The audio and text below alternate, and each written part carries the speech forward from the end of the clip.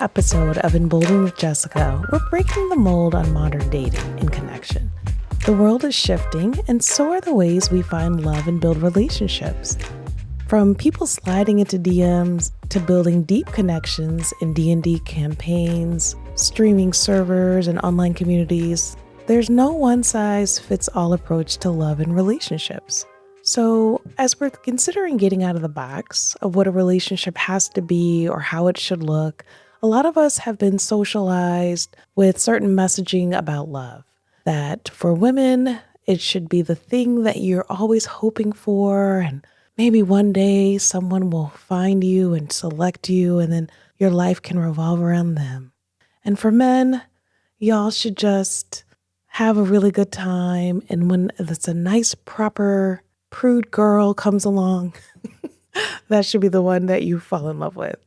A lot of that messaging, we don't have to subscribe to that anymore.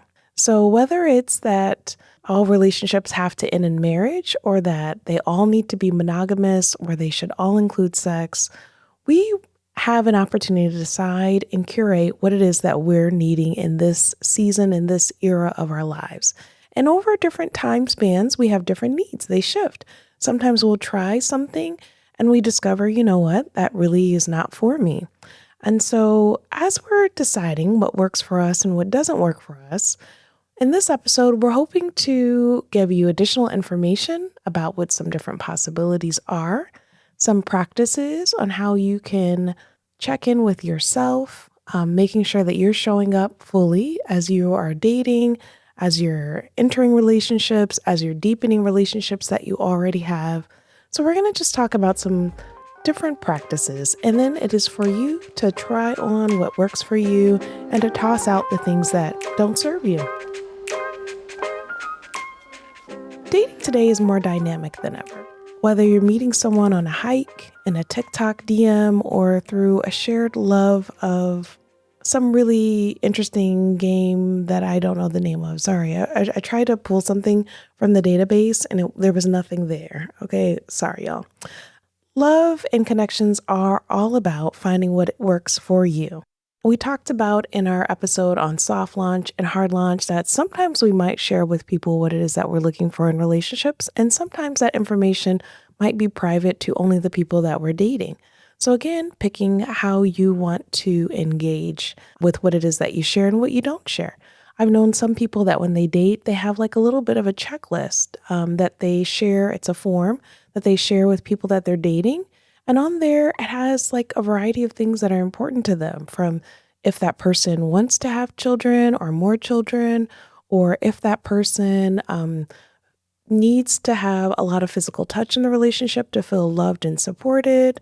You know, if that person needs to have time periods where they're left alone because maybe it's like sensory overload, or they need some introvert time, or maybe they are a parent of a small child who's like requires a lot, or a child in general, they require a lot. Okay.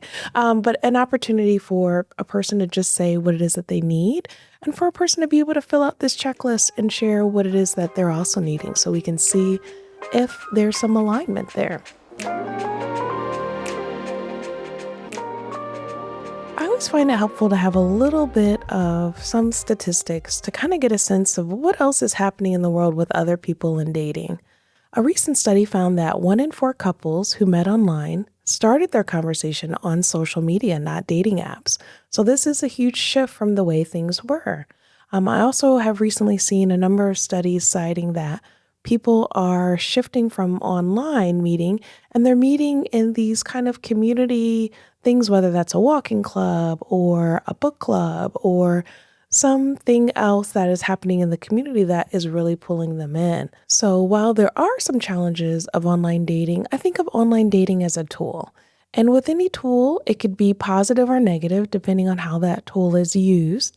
For online dating, while 30% of adults have used dating apps, the study says that only 12% report long-term success. And how they're defining long-term success, I'm not sure. If the person is happy with the outcome in the long run, I'm assuming that's what is referenced there with the long-term success. And that meeting people through mutual friends is 40% more likely to have a lasting relationship.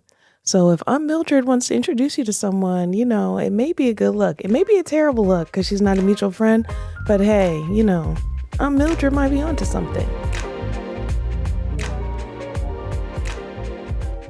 Another consideration when we talk about meeting someone through some kind of activity that we're passionate about, whether that's volunteering or whether we're really in tune with nature and we like to do cleanups at parks and things like that.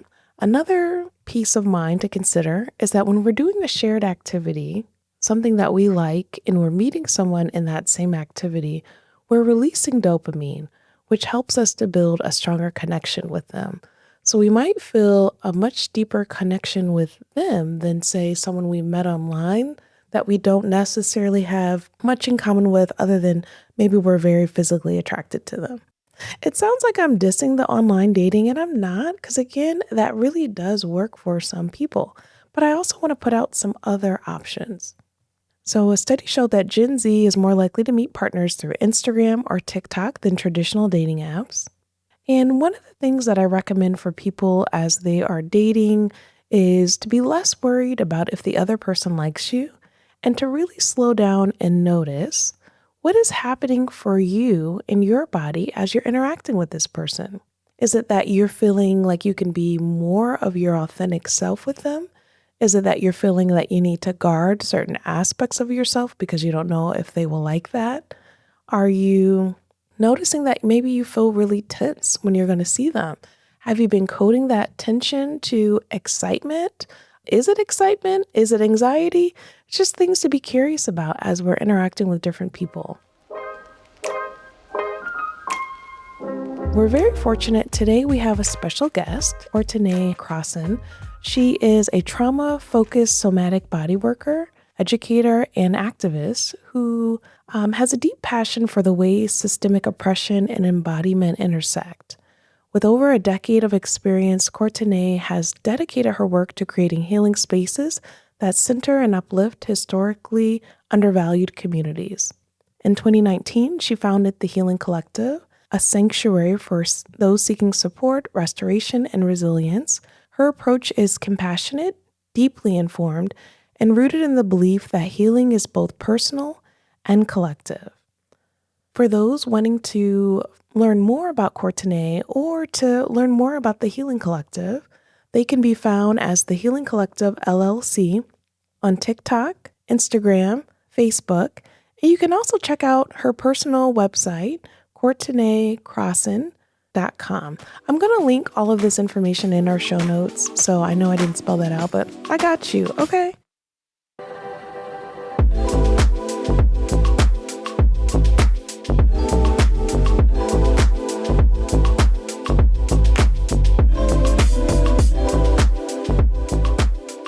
Welcome to the show, Emboldened with Jessica. Today, we're going to be talking about dating, love, all the good, gushy stuff. Joining us, we have Cortenay Crosson. Cortenay, thank you for joining us. Thanks for having me. As we're talking about dating and relationships, this seems to be like a really hot topic for most people. Why is this an interesting topic for you? It's interesting for me because I think my dating life has been radically different than most people. So I have a really wide view of what dating can be. And so I think people are curious about my views on dating, but also it makes me very curious on other people's views on dating. So when you say it's different than other people, is that because you're a woman of color and we live in like a small town? Is that what we're speaking about? It's that. It's I think the expectation of like married with kids. Oh. The high school sweetheart kind of storyline, the kind of people I should be dating, right? The expectation of who I should be with, all of that stuff. You know what? That's one of the things we actually wanted to talk about this episode is that a lot of times the ways that we view relationships are based off of everyone else's standards and expectations of what it should look like, and that we have the freedom to curate that to be what it is we need it to be. And so there can be an emphasis on you get married, then you move in together, then you have kids. And for most people, that's just not what works for them. And so getting out of what maybe people are expecting or wanting for you and figuring out, what does that look like for me? Maybe it's not a monogamous relationship. Maybe it's not a, like, where we have these traditional kind of roles in the relationship. Maybe it looks like you come over once a week, you put in a little work, and I don't need to see you again until next week. And everyone's okay. Everyone's all right with it. Mm-hmm. It's really important, I think, that people figure out what works best for those people. Mm-hmm. You know, every structure to me is completely different, and every person I've been with is dependent on what I want for that time in my life. And it's worked out great for me. Ooh, now I want to get into the nitty gritty. Yes. Is there a dating story that you are open to sharing? And it could be a beautiful dating story. It could be a dating story that maybe you want to forget. Something specific? Yeah, just like how it has gone for you. Because part of what I want to do is normalize just the variance in terms of what dating can look like for different people. And, okay, we want to know a little bit more about you. We want the tea. Okay, how about I give you some cliff notes to Okay. sections of my life? Okay. We can figure out what stands out the most. And you Okay. can just revisit that with maybe more details. Yeah, that sounds good. Okay. So growing up, high school, I was more isolated than anything. I was a good kid. Wow. Like, almost graduated a virgin kid. Really? Yes. Very quiet, stuck to myself. For the most part. I mean, I had friends and everything, but I wasn't like out in the streets. Okay, so you were kind of what a parent might think that their kid is doing. Yes. That kind of version. Because, I mean, there's no good or bad. Like, had you been, out having a good time, right, you wouldn't have been a bad kid, but you were traditional. You weren't really dating too much. Is that what I'm hearing? I was not dating too much. I mean, I talked to a couple of boys here and there. Oh, really? I had, I think, 2 people I considered boyfriends. Okay. We made out. Yeah. That was it. Then when I got to college. Oh, the eyes got wide, y'all. Switch was flipped. Really? I was overwhelmed. I was in a hip hop dance crew in college. You know what? This seemed to be really in for millennials. I feel like every other millennial was in some kind of dance crew in college. Yes, we were doing footwork. We were doing all the things. Oh, you were? Yes. Okay. And because of that, a lot of people knew who we were. All right. So I had a lot of attention. And I did not know what to do with that attention. Really? So I did all of it. Well, that is what you do with that attention. Yes. And that continued through my 20s for the most part. Okay. So you were dating, exploring, seeing what you like. No boyfriends, no one serious. Yeah. And then like my views on, I think relationships got really skewed because I worked at a strip club for 4 years. Okay. And so I was like, oh, men. Oh, you were kind of seeing the worst of someone. Yeah. I was see. like, this is, it was very transactional, I guess the best way to put it. Gotcha. Yeah. I put them in a very transactional category. Now, I'm still curious about something. When you were dating in college and you were dating different kinds of people, I'm curious if you had the ability to date more kinds of people, not just because you're in the dance club, but were you in a town or were you around people that were more diverse at that point? Absolutely. Okay. Yeah. So like, being where we're at, predominantly white schools. Yeah. I would say, I mean, I go to public school.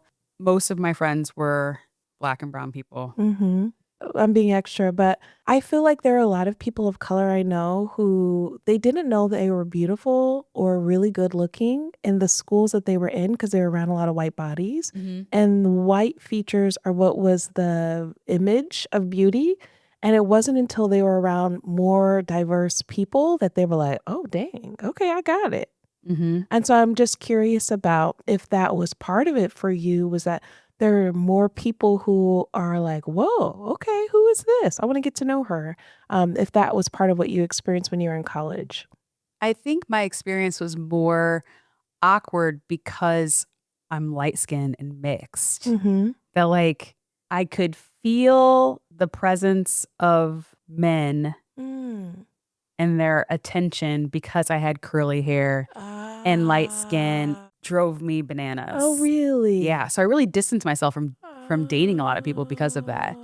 So when I got to college, there was more variation of people. And like I wasn't the only light-skinned girl around, So it was like you weren't being tokenized. Right. I got you. So then I got to like explore what it was like to be a wanted person for, because I was smart and because of what I was talented in doing, and, all those other things. Yeah. Versus just being the light-skinned girl. Yes. Yeah. Well, I mean, you were always more than that, but when you're around people who are racist and they have their kind of views and they want to fetishize people that are different than them, then it has an impact. Like you're not trying to date those people. Right. And you didn't. Right. Mm-hmm. Which I had a lot of guy friends, which, we can always talk about that another time. I believe in guy friends. Yeah, I do too. Uh-huh. But also, that's it's true. like, Yes, how you do. many of them were just waiting in the hedges? Oh, they do. They do be waiting in the hedges. Okay, Some they really do wait. They do be waited. They're like just waiting for that moment where you're like crying over something to show up.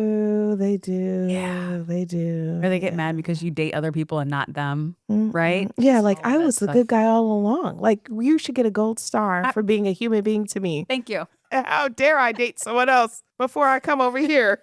Yeah, that is a whole I episode right there. Because I work with so many men who don't believe that men and women can be friends, which is interesting. But for the most part, heterosexual men that are friends with heterosexual women, there usually is some form of an attraction, even if we're not seeing them in that way. Maybe. I don't know. Like my longest, closest friend is 25 years deep and a male. Yeah. And they're straight? Yeah. Really? And they've never been waiting in the hedges? No, like we tried to date when we first met. Uh-huh. Oh, okay. Like that's how we met, is I pursued him. Oh, so that's what I mean. There had to be some attraction at some point. And then you were like, I think that they can be friends, but I'm real hard pressed to find a male friend I've had over the years that wasn't trying to get with me that's heterosexual. Can I offer something? Yeah, please. So my theory about this, which I'm sure is not something I've made up, it's definitely a combination of things I've heard, is that men always equate attraction with romance. And so they might like you as a friend, but because they want to hang out with you, they assume it has to be romantic. Yes. Okay. There is a lot of things there that happen that are confusing. And it's so funny. This keeps coming up today. I've talked to a few people today about this. Have you? About how there's so many men and women. We've been socialized to believe that women who hold the kind of emotional wellness and well-being. And so like if there's anything that's on their mind that they want to talk about, they have to talk to a woman about that. And it's usually going to be a woman that they're in a romantic relationship with. But if they're sad, if they're depressed, if they're going through something, they feel like they can't talk to anyone else about that. So it's like all this emotional dumping that they expect of their partners that are women. And so there is like kind of this, so like if I'm cool with you and you're a woman, then it must obviously be because I want to have sex with you or I want to date you. Yeah. It's hard. I don't know. I think it's the way we've been socialized. I agree. And it happens with touch. Yes. In a lot of ways, like yes, people not being able to receive touch unless they think it's leading to something else. Yes. Like platonic touch, holding hands, oh my gosh, gently resting against somebody, whatever it is, always has to turn into something else or always mean something other than just you're touching. But when I started in my 20s officially dating women, and like I kind of just opened all the way You said up. officially dating women? You were dating women? Yes. So I am pansexual. I date didn't everybody. know that. So like probably early 20s, I was like going out with women, Oh, like actually in like really? actively dating in relationships with women. Uh-huh. And I was like, I don't know if I could ever really be with a man. Really? Yeah, like it's so different. Because you were getting all of that encoding about men being kind of toxic when you were working at the strip club. Okay, that makes sense to me. Yeah, and I was like, oh, it's cool over here. I like it over here. We're great. Everything's fine. But even opening up further to like trans people, non-binary people, I'm kind of, it's very hearts over parts Yeah. energy. Yeah. But I think most people assume that I am heterosexual because my most prominent relationships or longest have been with men. But I use they a lot. And people just, I think, assume men because they see me with men. But when people see me with a man, they assume I'm on a date. But when they see me with the woman, they assume I'm out with my girlfriend or like a friend. Yeah, there are a lot of interesting assumptions people make. Yeah. So I'm out a lot with women, but people just don't realize that I'm out with a woman. My longest relationship started, I was 28, 27, 28, somewhere in there. And it ended when I was 35. And then I was like very casual from then on out. Okay. Until now. Ooh. And now I'm in a relationship again with also a man, which is It's very surprising to me.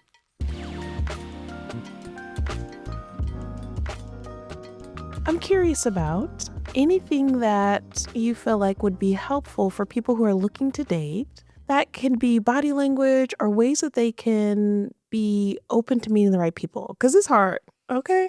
Advice for people trying to meet someone. My first instinct is do the things you like to do. Mm-hmm.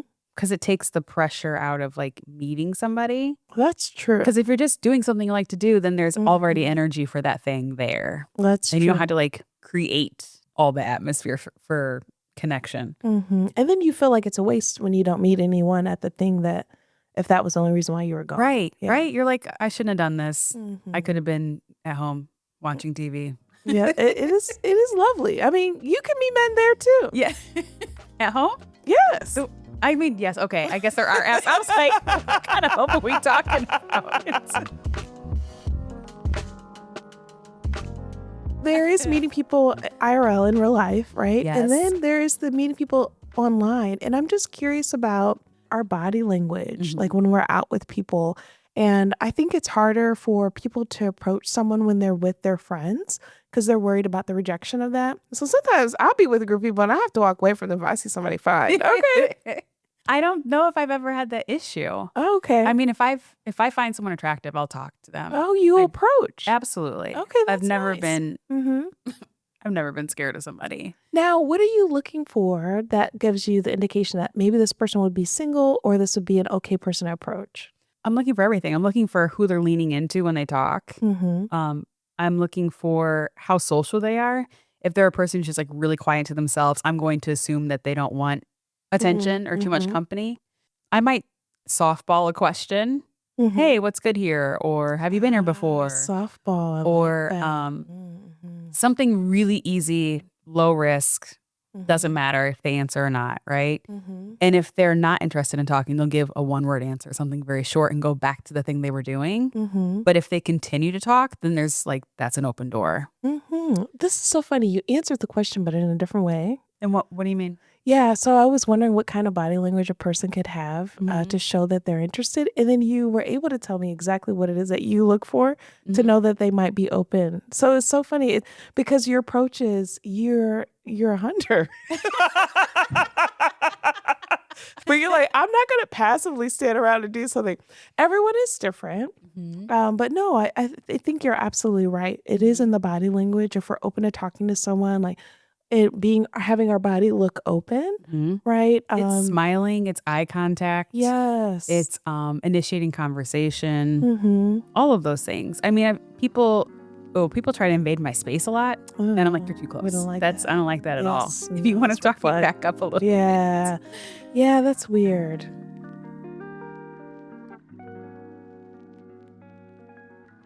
I think it's funny you called me a hunter. Because I'm imagining if I go to my local bar and I see someone who I find attractive, I'll probably try to get their attention to come to me. Oh, yes. Right. So I am making longer eye contact or like glancing over more times. Yeah, you're lining up that prey. Okay, Yeah. I And see. then if they're not doing what I want them to do, then I'll send a drink or, I'll like get up and go say something or ask them where the bathroom is. Something really random. Yes. I think that those are beautiful ways to kind of start a conversation and just to see what the engagement is. I mean, because sometimes people are shy and it takes them a little bit of time to like respond or, like they might come over again later. And so, yeah, I like the openness of giving them a softball, so to speak, but also being active in meeting someone. So whether you're at the grocery store, it's interesting to me how many people approach folks in grocery stores. Do they approach you in grocery stores? I have had that happen. It is usually interesting. Never anyone I actually want to date. I mean, It's free range out there. it is. It very much is. Especially, yeah. I'm gonna leave it at that. But the homosexuals be at the grocery store too, And I don't want a homosexual. No. You need a home. You need a home. A place to live. Yes. Hear you. Not with me. Okay. I think people pay a lot of attention when they're dating on if this person likes me or they're trying to figure that out like constantly. Mhm. And one of the invitations I like to give people is to consider, do I like this person? What am I noticing with myself when I'm around them? Right. Like, am I looking forward to seeing them or am I like super nervous? Is it that I'm like waiting for them to cancel or I like so excited to like schedule something else as soon as we've been together? And so I'm curious around if there's anything that you like to do to kind of check in with yourself when you're dating to get a sense of, do I like this person? So previously, it's been about my comfort level. Mm-hmm. I think I'm a really playful, joking, lighthearted person who has a very more serious job. And so if I'm around somebody who brings out the funny, excited, childlike, playful person in me, then I know I'm in a comfortable place. Okay. And not as like a defense mechanism. Yeah. But if I find like I'm putting my work hat on and analyzing this person and there's a red flag. If I'm doing that, I'm not interested. Yeah. I'm already checked out. That's fair. Sometimes the things that we think are exciting are really our body, our nervous system, like kind of trying to warn us, right? So sometimes what we think are butterflies are not butterflies. It's really the anxiety. I figured butterflies were not butterflies when I was in high school. I worked at a department store Mm-hmm. and there was this fine international man who was a student at the university. And I thought I was in love with him. Now, he was in college. I was in high school. Okay. And there was just something about this man. And so there was this day I was working in like a different department and this guy comes up and I thought it was him. And I had the butterflies and I was like, ooh, this is so exciting. And I look over and it wasn't even him. It was someone else. And I said, wow, isn't this fascinating? It's not the person that creates the feeling, you know? And for me, I was like, Now I didn't know that it can also be anxiety or trauma sometimes when we feel that kind of that flutter, but checking in with ourselves of like when we're with a really great friend or we're with someone that we know really cares about us and supports us, how does that feel? And then also, how does it feel as we're dating different people? And I think that usually our body is giving us some signs and things, and we don't always have to interpret in the moment. We just notice it. We can journal about it. Because when I read those journal entries later, I'm like, wow. Oh, man. I be going through some stuff. And I look back, I'm like, you didn't even like him that much. Hello. I knew immediately I was not going to be with this person. Yeah. And I still was heartbroken about it. Why? It'd be like that. It'd be like that. It's all part of the journey.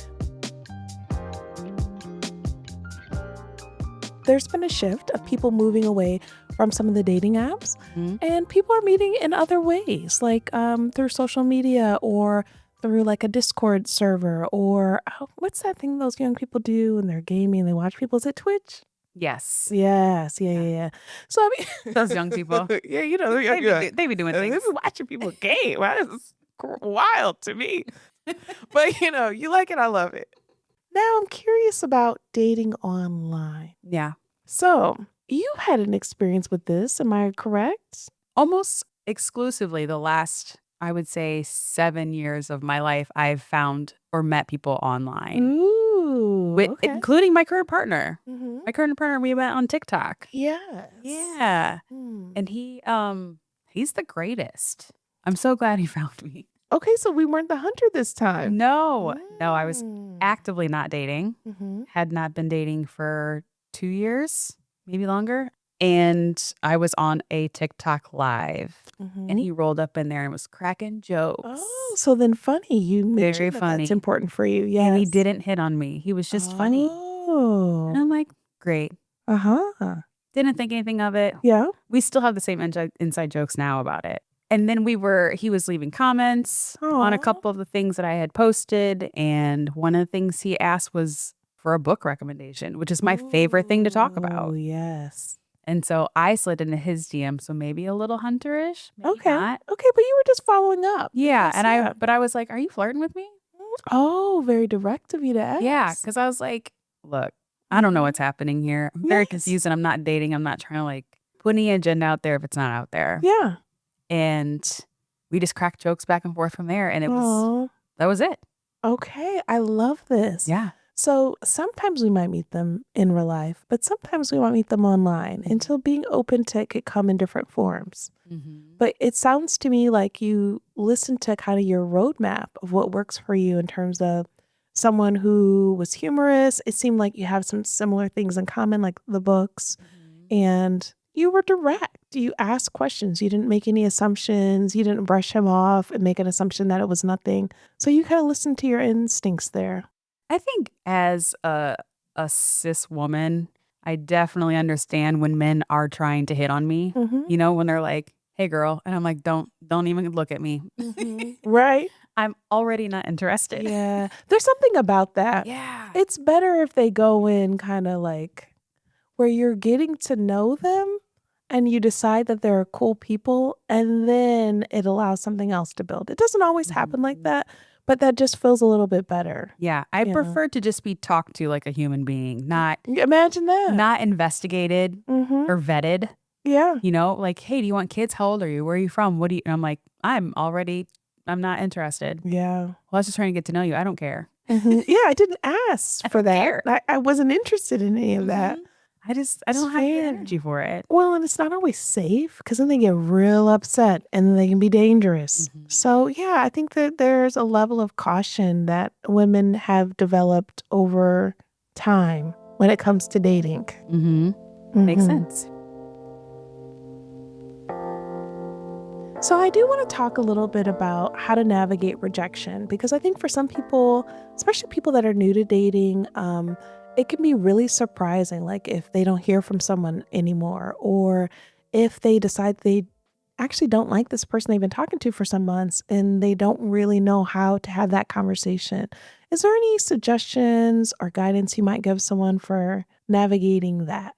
If you are the person who wants to leave someone alone, I always say be kind and be truthful. Oh, okay. Kind and truthful. Okay. You don't have to dump it all out there, right? Like, That's is true. it useful information and not like, well, did you know that you not like that? You don't have to be cruel about it. Yes. But can you be honest and kind and then just back up and let them have their feelings? That's fair. You know, hey, I'm not interested. This isn't working for me.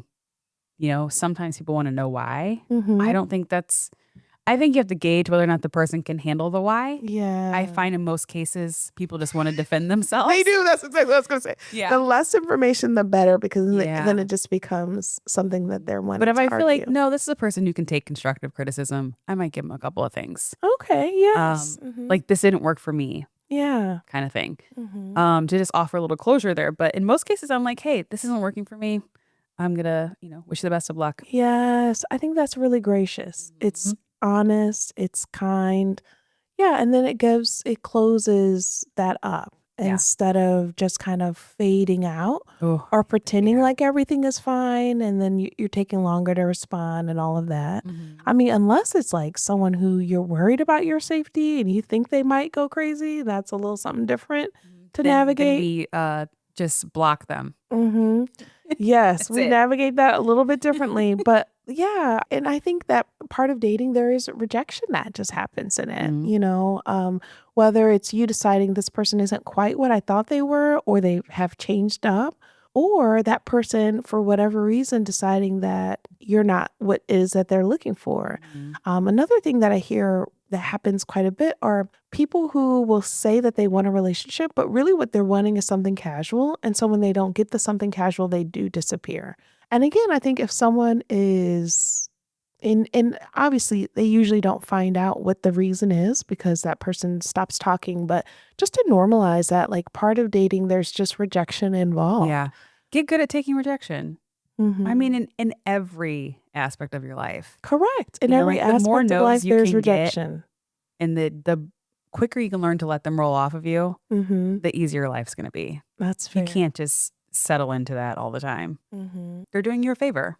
Yeah, they are. They're saving you time. They're saving you energy. Narrowing down that roster so you can focus on the other ones. And don't let them come back. Yeah, that's true, because they always want to come back. Yeah, they always want to come. They just want to dip a toe in and test a temp. They do. They're like, "Hey, how you been?" And I'm like, "Nope."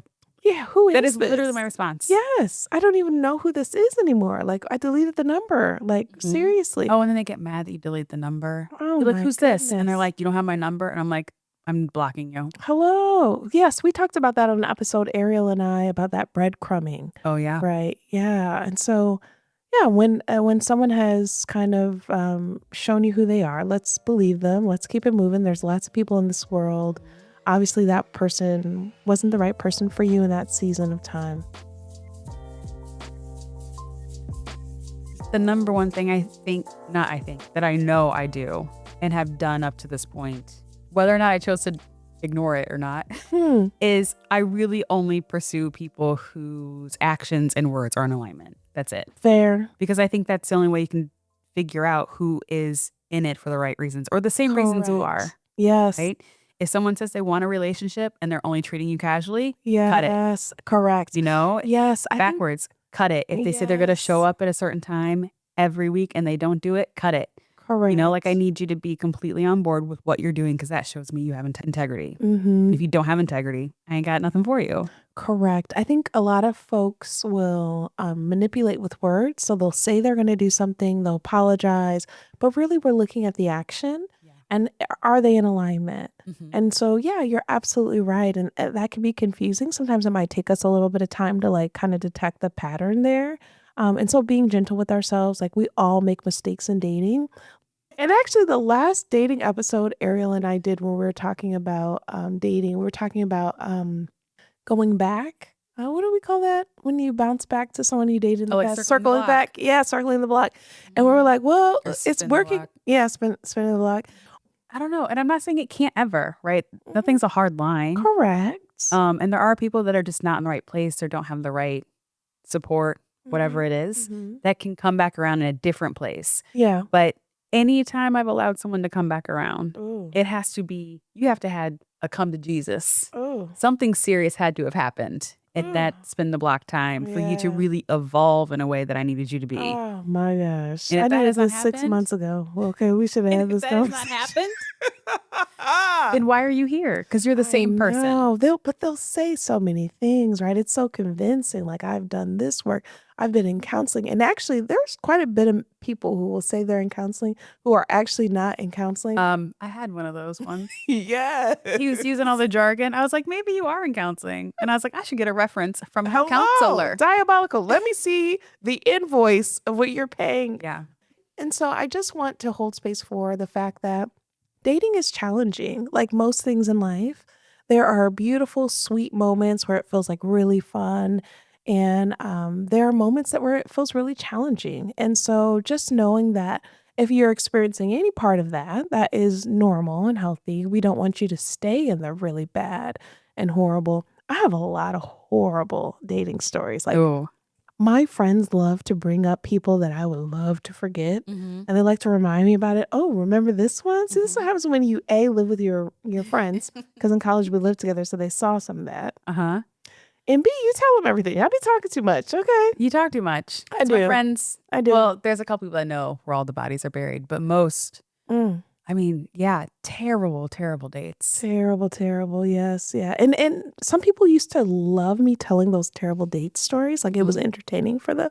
I'm like, at what point does my misery stop being entertaining? Are you a friend or are you not? I just want to normalize that we kiss some frogs. But some people don't kiss any frogs. They just kiss the right person for them first. Yeah. You know? And also, I've been on a lot of really amazing dates with really great people that just weren't a good fit. Yeah. You know, I've met so many people through dating that I'm still in contact with that I think are great friends or people there's no malice. They're married. They have kids now. Everything's fine. But we just weren't connecting in that kind of way. And that's okay too. Oh, it totally is. Yeah, that absolutely happens. That I think that's why being honest and not mean, and when something doesn't work out. So that piece of, is this helpful or is it harmful? So as an evolving person, there are so many times where my partner does something that triggers me. And I love to defend myself, as I've been recently told. Oh, okay. Good to know. And I was like, you're right. When I feel like you're coming at me, I immediately start talking over you. Oh, I start yeah. like justifying, right? Yeah. And so like learning like, oh no, I have to sit back. I have to stay in my body. I keep going out, out, out. Yes. When I really need to come in and like learn how to be quiet and like just receive and then like take some deep breaths. Yes. Take it easy and then let him finish. Mm-hmm. And then now do I have something that feels relevant? Correct. You know, or like sometimes I got to take a break. I need to get off the phone right now. Mm-hmm. Can we talk about this in 30 minutes? Yes. We Yeah. do something we implemented, I don't know, maybe a month or two ago, where we have a Sunday night check-in and we bring up all the things that might be lingering from the week. You know, like, hey, you made a weird face when that thing happened, or I felt like your demeanor changed, but I didn't want to acknowledge it, or I felt like I couldn't say something then, you know, or they might get mad about something and then not want to talk about it. And then after they've calmed down, bring it up on a Sunday. Yes. So those kinds of things are so helpful because you know you have a space to like just leave all your stuff instead of seeing holding how on long to you it. have to Yes. hold And then on waiting to it. until they push the wrong button and it all comes toppling in. I've been talking a lot to clients and students about couples that do check-ins and just the benefit of having that space where you can be honest with your partner about what it was you were needing in that week and ways that they showed up for you and ways that maybe were areas of challenge for you that you're going to work on. But just it's like a time for that open communication. So yeah, I think that's beautiful. The other thing that I hear that comes up quite a bit, and it has certainly happened to me, is you think you're over something or you think you're healed from something until you're in a relationship. Yes. And you're like, dang, now we got more billable hours for my therapist. Now we got to work on this. I didn't even know this irked me.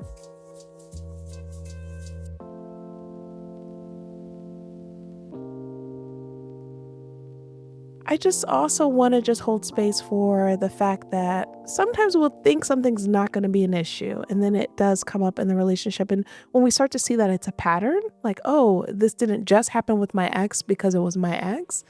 I'm the common denominator in each of these relationships, and this has come up from more than one person. I think that's an opportunity for us to do the work that we need to do. And so a lot of times some people might think that a partner is going to heal you from things.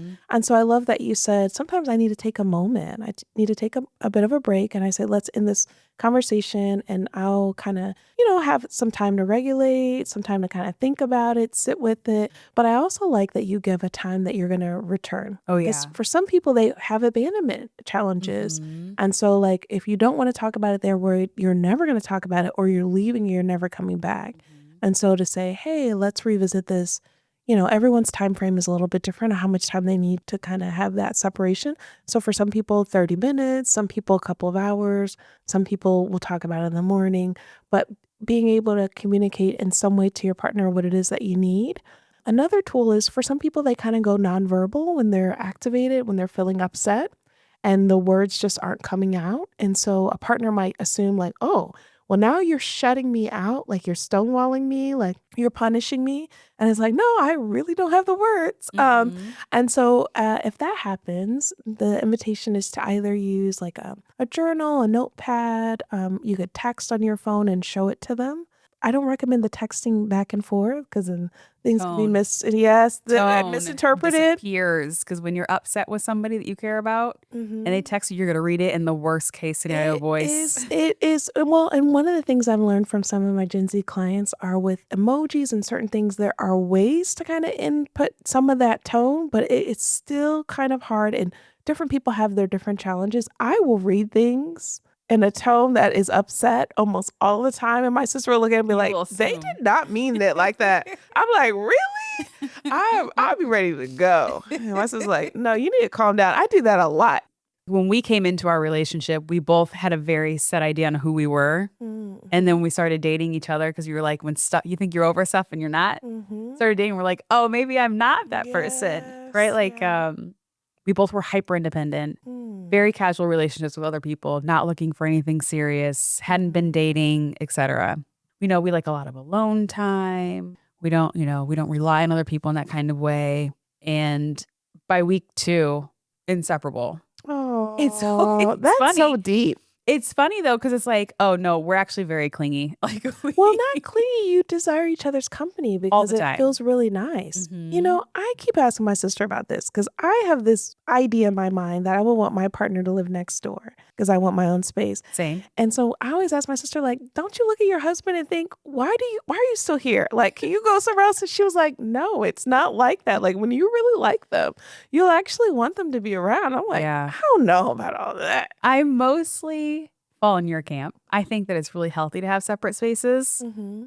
especially separate bedrooms for sure. Right? I think I need sleeping a separate separately is bedroom. I so need a smart. separate closet, a separate kitchen. Oh, Okay, my own maybe I'm doing too bathroom, much. all the My own things. living room. I don't have to look at your things. But Yes. if you find someone who's tidy, Okay. right? If you find someone who actually is a great partner, it is Uh-huh. more fun having them around. I don't know, yo. I'll have to circle back on this one. My man does everything when he's Well, around. yeah, he does sound He does really everything when he's amazing. not here. It's long distance Yeah. and Yeah. he's still great about it. So I feel I think that is very taken care of. good. You Yeah. deserve that. That is so spicy and juicy. No, we didn't get to anything gushy today, Oh. but I think that's okay. I was like, oh, you wanna? What do you want? What do you want to hear? No. I think we're okay. Maybe that'll be the next episode you come back for. All right, we are still listening to Emboldened with Jessica, but since we have Cortenay in the building with us, Jessica is here with her expertise as well. Let's play a little quick fire game. We've been talking about dating this whole episode. Let's just throw out a topic, a title, a word maybe, or a phrase, and whoever starts talking on the mic first, just give your feelings on that topic. Okay? First topic, love languages. I think that it's bullshit. I think there's a lot of love languages that were not made by the random white man who had no educational background in it. If anything, follow the Gottmans. I think if you're looking for a sub or another group of people that can help. But love languages, I think it depends on the person. It makes no sense otherwise.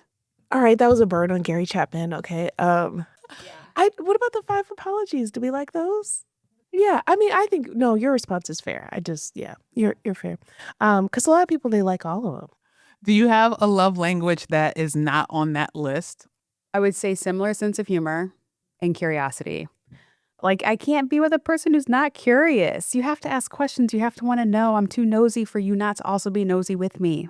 And yeah, similar sense of humor. I love laughing. And if you're not bringing the heat, also can do it.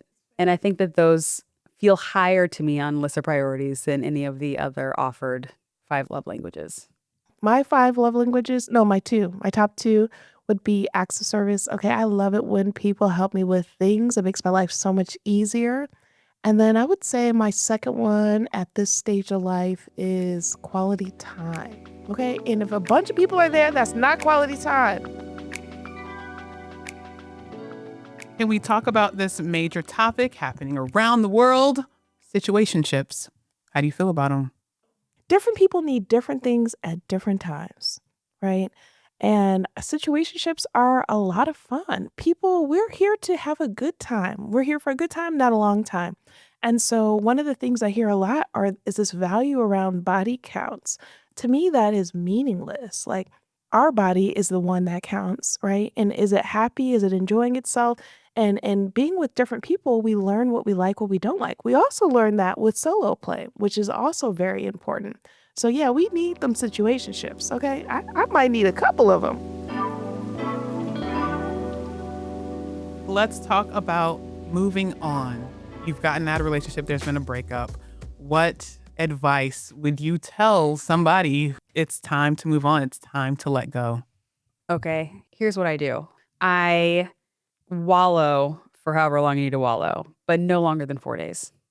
That I always give myself a cap. Like, you can feel as bad as you need to feel, but you got to put a cap on it. Mm-hmm. I journal everything I think.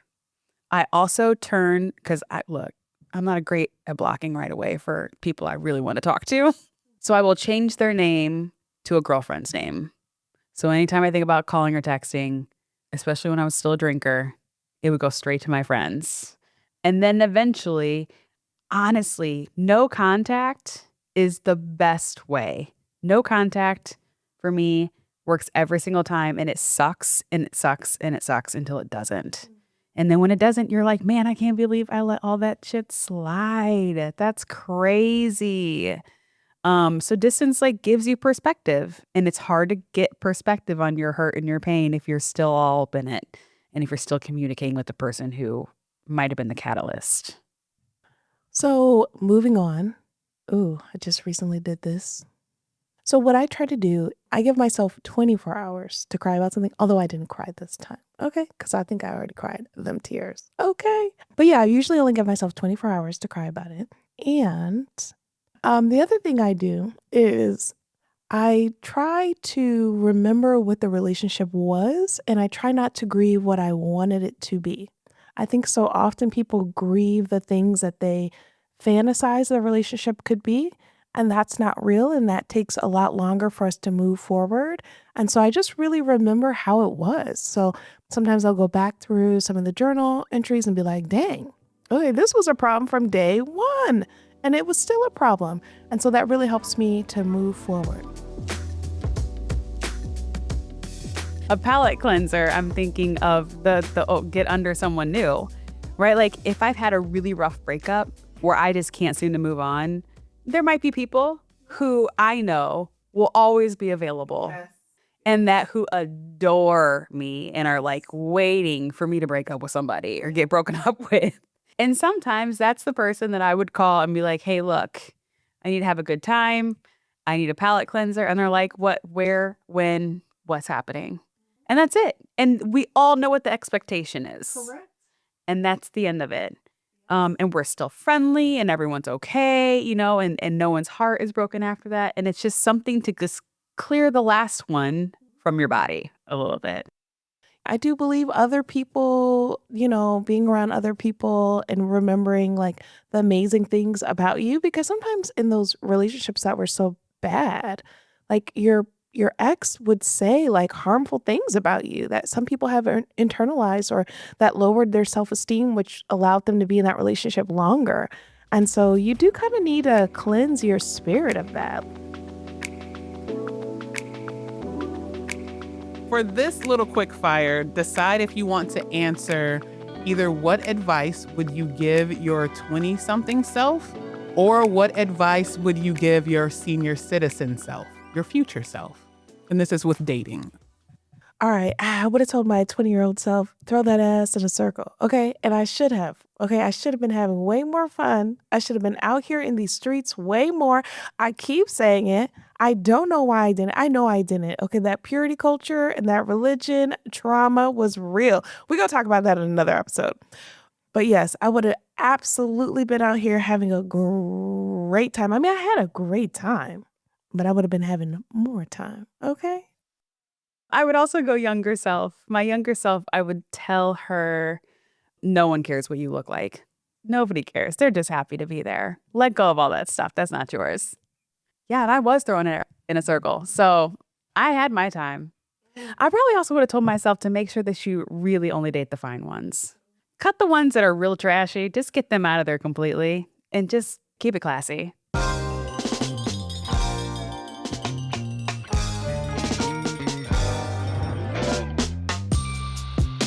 So one tip that I highly recommend is continuing to be in tune with yourself so that as you're navigating new relationships, whether you're deepening the relationships that you currently have, checking in with ourselves, that connection has to start with us first.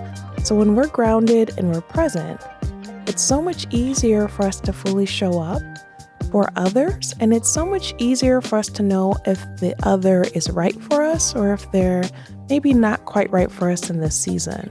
And so one of the things that I recommend is either before you go to hang out with someone, and even sometimes during it, you know how sometimes the nervousness when we're going on a first date or when there's like a new friend that we're going to hang out with, Sometimes that nervousness comes before, maybe a day before or the day of, where we're like, I want to cancel. Are they going to cancel so I can get out of this? There's that desire, that inkling, because we're a little nervous. I invite you to either try a body scan. And a body scan, we can start at our head, we can start at our toes, and we're going through the different parts of our body, and we're allowing those different parts to relax. So bringing our attention to our toes and allowing them to relax and release. Bringing that energy up to our calves and allowing those to release and relax. Just inviting more ease in our body and kind of going body part by body part. And once you're done with all of that, sometimes I like to finish with some deep belly breaths or start off with some deep belly breaths. And if I'm like, let's say I'm hanging out with people and I'm noticing a little bit of nervousness, I may not go head to toe, right? Because then I'm a little bit out of it for a moment while I'm attending to myself for that long. But I might just do a quick check in with my body. Where am I holding tension in this moment?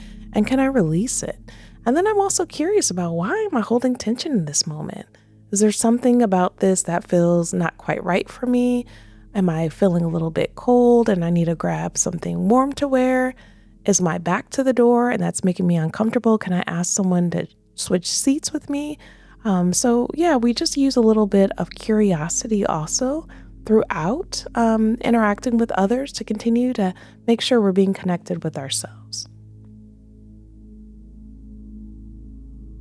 Another thing I want you to consider is this week, try something that is a little bit outside of your comfort zone, not your safety zone, but your comfort zone. So whether it's commenting on a TikTok, joining a walking club, or starting a new hobby, try it out. See if this is a way to connect with someone. I know that during this episode, we've been talking about dating, but there's also a real desire that I've heard from a number of folks that I work with and that I meet and interact with to make meaningful friendships also. And so these are all ways for us to connect. So if you try this and it works out, or if it doesn't work out, because we love lore, hashtag Emboldened with Jessica so we can be in the loop and stay connected.